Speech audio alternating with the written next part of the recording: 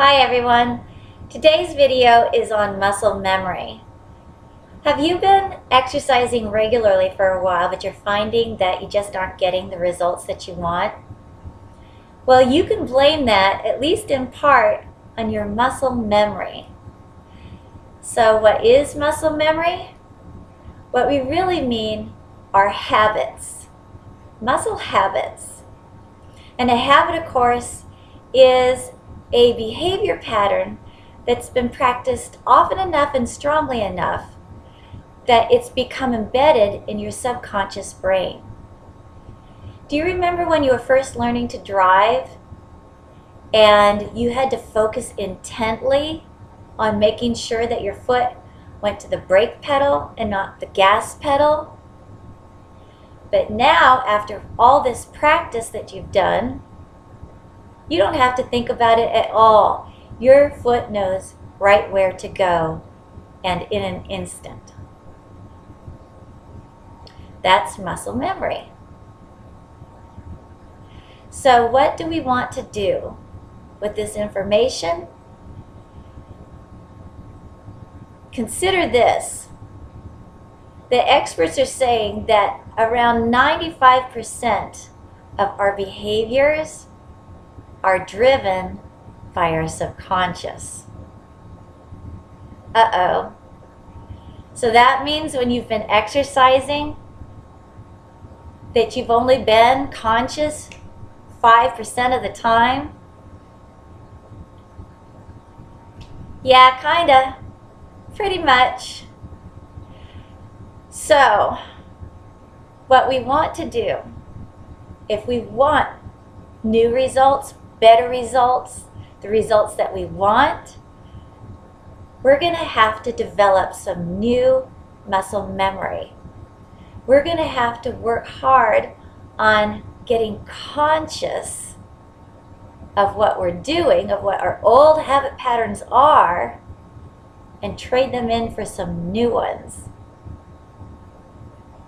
How hard is that going to be? Well, I had a client who, whenever she would do Pilates roll-ups, she would scrunch her toes. But when I pointed it out to her, in no time at all, she quit doing that. On the other hand, are you right-handed or left-handed? I've been right-handed for all of my life, which means my right arm muscles have a muscle memory that my left arm does not have. Can you imagine trying to train your non-dominant arm to write just as well as your dominant arm? Can you imagine how much time and practice that would take?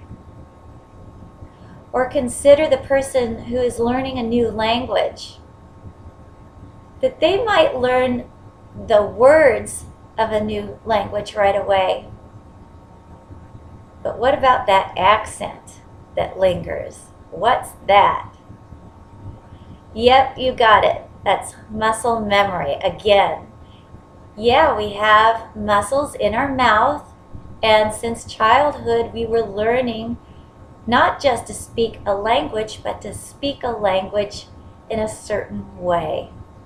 And now it's in the subconscious. So if you want to get rid of an old accent, you're going to have to practice doing the new one. There are many things we can get conscious about when we exercise. For example, we could pay attention to whether or not we're actually engaging our muscle bellies. Very often people just go through the motions of exercise. I'm not saying that it's wrong to ever do that, but it's also a good thing for us to have time to practice engaging muscles. Your muscles have ends called tendons. The tendon is the part of your muscle that attaches the muscle to bone. And the tendon is a relatively vulnerable structure. The tendon is smaller than the muscle belly, and it doesn't get the same blood supply.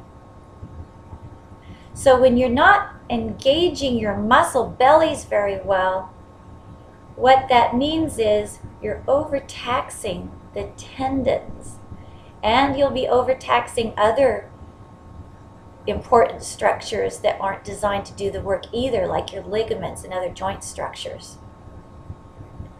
So engaging muscle bellies can be a good thing to be conscious of, a good thing to practice doing more of, and I bet that would improve your exercise results. Breathing is another thing you could think about. Are you doing any form of conscious breathing when you exercise? Maybe you don't know how to breathe. Try taking a Pilates class or a yoga class where they have all kinds of breathing techniques that you could try and apply them to your exercise routines. Another thing that we could think about that I think is really important to our culture, to our society. We need to start paying more attention to what's inside our shoes. It's been my experience that people will exercise, they'll do their squats, their lunges, they'll go walking, and they might pay attention to their quads, their glutes, their core, their posture. But more often than not, they don't pay attention to what's inside those shoes. And what's inside those shoes are structures that are degenerating. Shoes prevent movement in our feet and ankles. And over time, that means we're getting weaker and weaker, so that the feet and the ankles collapse. And of course, if those structures are collapsed, everything above those structures will be impacted by that. Imagine what it would do to your knee. And if your knee is out of alignment, what's that going to do to your hip? And then what's that going to do to your spine? Think about getting those shoes off, flip-flops too, and wiggle those toes around. Move those feet. Do some ankle rotations.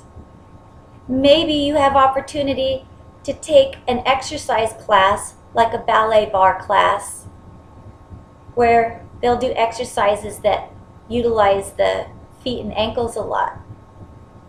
I teach a ballet bar class. We do a lot of ankle stuff. Lots of relevés on our tippy toes. So if we just make it simplest terms, you want to get better results when you exercise. Be aware that you're going to have to change your muscle memory patterns, since 95% of the time that you're exercising, they're taken over. And make sure you're doing things differently. That's it for today's video. I hope you're going to get at least some benefit from the information that I provided. I'm going to make more videos really soon in the areas of exercise and wellness, so I hope you'll look for me again. I appreciate your being here today. Thank you so much.